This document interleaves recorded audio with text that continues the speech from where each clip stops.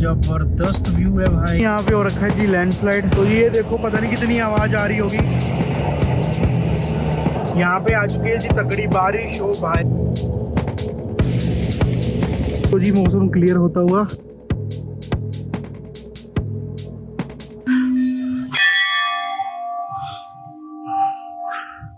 तो जी अभी हम लोग आ गए हैं गोलू देवता का टेम्पल जो अल्मोड़ा के पास पड़ता है।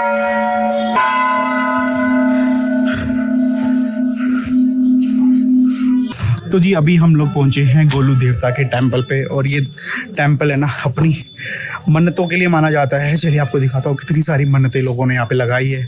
इतनी श्रद्धाओं से लोग अपने दुखड़े अपने दर्द दुख भगवान के साथ शेयर करके जाते हैं और उनसे आराधना करते हैं कि भाई उनके वो हरे। और भाई सब ये देखो तो जी ये है जी गोलू देवता का मंदिर जिसे मन्नत वाला मंदिर भी माना जाता है। और आपको यकीन ना हो तो ये देखिए कितनी सारी मन्नतें हैं भाई लगी हुई हैं बिल्कुल। हाँ इतनी सारी मन्नतें हैं और आप कोई गिनती कर ही नहीं सकते इन मन्नतों की। तो जी ये सारी मन्नतें पूरी होती है। इसी श्रद्धा के साथ लोग यहाँ पे मन्नतें लगा के जाते हैं अपनी। चलिए दर्शन करते हैं।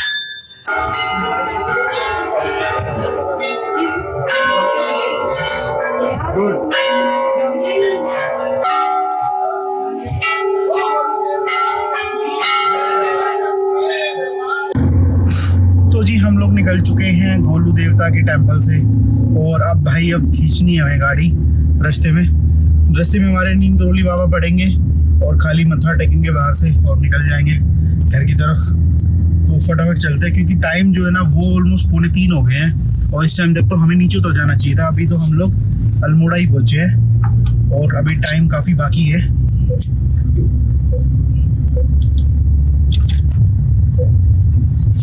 तो जी हम लोग ऑलमोस्ट पहुंचने वाले हैं कैंची। और कैंची में है जी कैंची धाम हनुमान जी का मंदिर है। कुछ टाइम से ज़्यादा फेमस हो गया रील्स की वजह से क्योंकि यहाँ पे ऐसा बोला जाता है कि विराट कोहली आए हैं, मार्क जकरबर्ग आए हैं और आपके माइक्रोसॉफ्ट के बिल गेट्स आए हैं।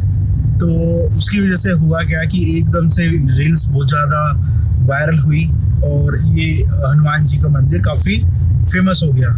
उसकी वजह से भाई अब होता क्या है यहाँ पे बहुत लंबा जाम लगता है। अभी भी आप लगा लो मैं करीबन 10 किलोमीटर पहले हूँ और अब मेरे को अभी भी गाड़ियाँ पार्क दिख रही है जो दर्शन करने आए लोग। और भाई पता नहीं कहाँ कहाँ से इतनी दूर दूर से लोग आते हैं जिनको पता ही नहीं है कैंची धाम के बारे में कुछ नहीं है। मतलब बस रील्स देखी हैं भाई हाँ कैंची धाम करके है ऐसे। और तो जी हम लोग ऑलमोस्ट कैंची धाम पहुंचने वाले हैं। कोशिश करते हैं अगर जाम नहीं रहा तो अंदर चलेंगे दर्शन करेंगे वरना फिर हम लोग हनुमान जी को बाहर से ही मत्था टेकेंगे और सुख शांति की दुआ मांगेंगे।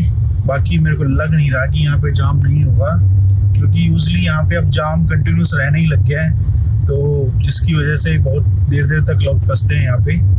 लेट्स सी लग तो रहा है मेरे को थोड़ा बहुत जाम तो है यहाँ पे क्योंकि गाड़ियाँ लाइन में लगी हुई हैं। पार्किंग नहीं मिलती बेसिकली जिसकी वजह से मेन जाम लगता है।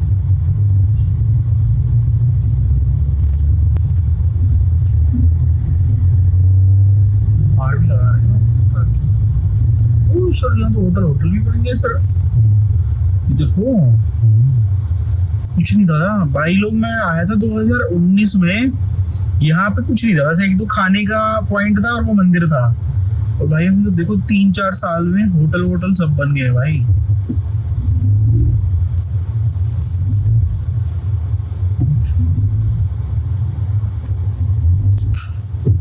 कैंची धाम में भाई पुलिस देखो कुछ नहीं होता था यार यहाँ कुछ नहीं। 3-4 साल में एक लोकेशन इतनी फेमस और दबा की पुलिस अंदर ही आया हुआ।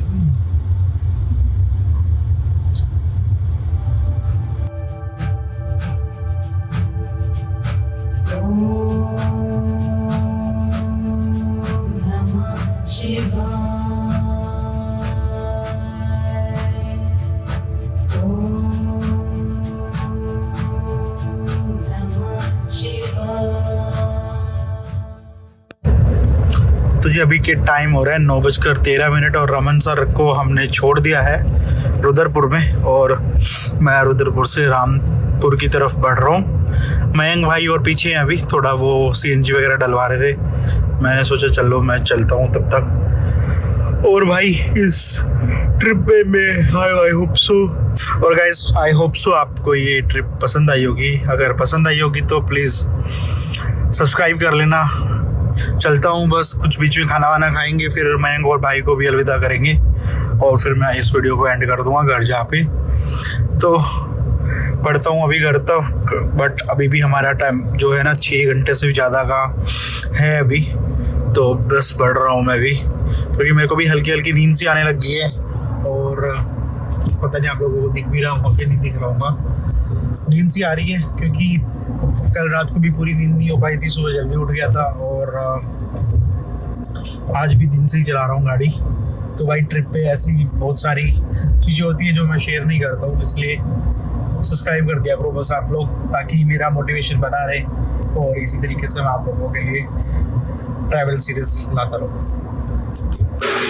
तो जी आज का डिनर चल रहा है हमारा। तो जी मयंक भाई को और देवेश भाई को यहीं से हमने कर दिया है बाय बाय। अभी तो चलेंगे इनके पीछे पीछे दिल्ली तक, बट मेरा रास्ता अलग हो जाएगा दिल्ली से थोड़ा पहले, तो हमने यहीं पे बाय बाय कर दिया। नंबर शेयर हो गए हैं, तो आगे के लिए भाई लोगों से मिलते जुलते रहेंगे। तो जी मेरे पीछे हो रहा है सनराइज, और अभी भी हमारा घर बचा हुआ है भाई 48 किलोमीटर। सुबह के 5:45 बज चुका है, तो ब्रेक ले लेके मैं चल रहा हूँ भाई। काफ़ी नींद आ रही थी पूरी रात भर से, और कहीं कहीं पे ब्रेक ले लेके बस गाड़ी चल रही है। और लास्ट के 50 किलोमीटर हैं, बहुत मुश्किल हो रहे हैं काटने। और उधर देखो सनराइज ब्यूटीफुल सा। अभी चलते हैं और पहुंचते हैं फिर घर। तो जी इस वीडियो के अंदर मैं आप लोगों को कम्प्लीटली एक प्रोसेस भी बता देता हूँ आदि कैलाश का, आपको कब जाना चाहिए कब नहीं जाना चाहिए। तो देखिए पिछले 1-2 साल से आदि कैलाश काफ़ी फेमस हो गया है, क्योंकि 2 बार मोदी जी जा चुके हैं। उसके बाद से जो भीड़ है ना वो थोड़ी सी ज़्यादा इंक्रीज हो गई है, और उसकी वजह से लोकल टैक्सी वालों की यूनियंस वगैरह भी बन गई हैं, और बहुत सारे प्रॉब्लम स्टार्ट हो गए हैं, जैसे कि ऑलमोस्ट हर टूरिस्ट लोकेशन पे होते ही हैं। तो अगर आप अपनी प्राइवेट व्हीकल लेके जा सकते हो वो सबसे आपका बेस्ट और इकोनॉमिकल रहता है। अगर आप टैक्सी लेके जाएंगे तो आपको वो मिलेगी पहली बात तो धारचूला से, और धारचूला से वो भी काफ़ी कॉस्टली पड़ती है। आप एक टैक्सी लगाइए 20 से 25 हज़ार रुपये लेगी, जिसमें वो 4 से 5 बंदे रहते हैं और उसको इक्वली शेयर कर सकते हैं। लेकिन आप 5 से 6 बंदे हैं तो ठीक है, नहीं तो आपको फिर ज़्यादा चार्ज बियर करने पड़ते हैं, आपको वेटिंग टाइम इंक्रीज हो जाता है और बहुत कुछ। इसके अलावा मैंने पहली वीडियो में ही बताया था कि वहाँ पे परमिट बनता है आपका धारचूला से, जो आजकल पिथौरागढ़ से भी बनने लग गया है, जिसके लिए आपको मेडिकल सर्टिफिकेट, फिटनेस सर्टिफिकेट चाहिए होता है, और एक आपका ID प्रूफ हो गया, और police verification. Usually CSC centre है धारचूला के अंदर, हर कोई बना देता है इसको, और कुछ पैसे वो चार्ज करेगा इसके अगेंस्ट में। अगर आपको घर बैठ के बनवाना है तो आप अपना पासपोर्ट और आपका मेडिकल सर्टिफिकेट अपलोड करके इसको अप्रूव भी करा सकते हैं घर से भी। लेकिन जो आपका मेडिकल सर्टिफिकेट होना चाहिए वो आपका होना चाहिए गवर्नमेंट हॉस्पिटल से, ना कि प्राइवेट से। अगर प्राइवेट से रहेगा तो वो रिजेक्ट कर देते हैं। और इसके अलावा आपको मैं बेस्ट बता देता हूँ कि आपको दर्शन करने का टाइमिंग क्या रहता है। अगर आपको ईयर के स्टार्ट में करना है तो आप मई से लेके जून तक कर सकते हैं, क्योंकि ये इसी टाइम पे खुलता भी है और बारिश से पहले पहले ही चलता है। बारिश के टाइम में जो धारचूला वाली रोड है गोजी तक की, वो बहुत ज़्यादा लैंडस्लाइड प्रोन है, तो वहाँ पे बहुत ज़्यादा लैंडस्लाइड्स होती हैं। तो इसलिए यूजली प्रशासन भी वहाँ पे यात्रा को बंद कर देता है। अगर आपके पास अपना खुद का व्हीकल है, आपके पास मैंडेटरी है या तो रियल व्हील ड्राइव SUV होनी चाहिए या फिर 4x4, क्योंकि बहुत सारे ऐसे पैचेज आएंगे जहाँ पे आपकी फ्रंट व्हील स्ट्रगल करेगी। अगर आप इस यात्रा खुलने के 1 हफ्ता पहले मई के फर्स्ट वीक में कर सकते हैं तो आपके लिए बेस्ट रहेगा। उस टाइम पे ना तो कोई टूरिस्ट रहता है और उस टाइम पे ना ही कोई घोड़े खच्चर वाले मिलेंगे आपको आदि कैलाश में, तो आप अपना आराम से गाड़ी से जाके दर्शन भी कर सकते हैं ऊपर, जो कि वहाँ पे सरोवर ही है। सरोवर के ऊपर उन्होंने मंदिर बनाया हुआ है, यूजुअली आप उसको बाहर से भी मत्था टेक सकते हैं। यात्रा खुलने के बाद वो लोग आपको गाड़ी से जाने देंगे नहीं वहाँ पे। तो अगर इस सिचुएशन आपको अवॉइड करना है तो आप 1 हफ्ता पहले ही चले जाएं तो अच्छा रहेगा आपके लिए। और अगर आपको बारिश सीजन के बाद आदि कैलाश जाना है तो बेस्ट टाइम जो रहेगा आपका सितंबर से लेकर अक्टूबर तक का होता है। सितंबर में आपको आपको थोड़ी थोड़ी ठंड मिलेगी। अक्टूबर में आपको पीक विंटर्स वहाँ पे स्टार्ट हो जाती है हिमालयाज में, और वहाँ पे बर्फ के भी चांसेस हो जाते हैं। सितंबर एंड और अक्टूबर में तो बर्फ गिरनी भी स्टार्ट हो जाती है वहाँ पे। और अगर आप अक्टूबर एंड में जाएंगे तो भाई आपको फुल बर्फ मिलने वाली है। हो सकता है अगर ज़्यादा बर्फ हो गई है तो परमिट मिलने बंद भी हो जाते हैं। तो इसलिए 15 अक्टूबर से पहले पहले अगर आप कर लेते हैं आदि कैलाश और सितंबर में तो आपके लिए बेस्ट रहता है। और ये मौसम भी बहुत अच्छा ठंडा और बढ़िया वाला रहता है अगर आपको विंटर आदि कैलाश करना है तो। और सबसे बेस्ट तरीका मैं बताता हूँ आपको दर्शन करने का। अगर आपको एक ही दिन में दर्शन करने हैं दोनों, तो आप पहले सुबह सुबह उठ के 6 बजे चले जाइए ओम पर्वत, और ओम पर्वत से 9-10 बजे तक आप रिटर्न आइए गुंजी, और उसके बाद आप आदि कैलाश चले जाइए। आदि कैलाश में आपको एक गणेश नाला पड़ता है जिसमें थोड़ा सा पानी का प्रॉब्लम रहता है। बहुत बार ज़्यादा पानी बढ़ जाता है तो बहुत सारी गाड़ियाँ निकल नहीं पाती। अगर आपकी रियल व्हील ड्राइव और थोड़ी सी ऊंची एसयूवी है तो आपकी आराम से निकल जाएगी। एक्सयूवी टाइप की कोई भी गाड़ी होगी निकल जाएगी। SUV XUV real wheel drive होनी मैंडेटरी है, क्योंकि फ्रंट व्हील ड्राइव बहुत जगह पे प्रॉब्लम करेगी आपको।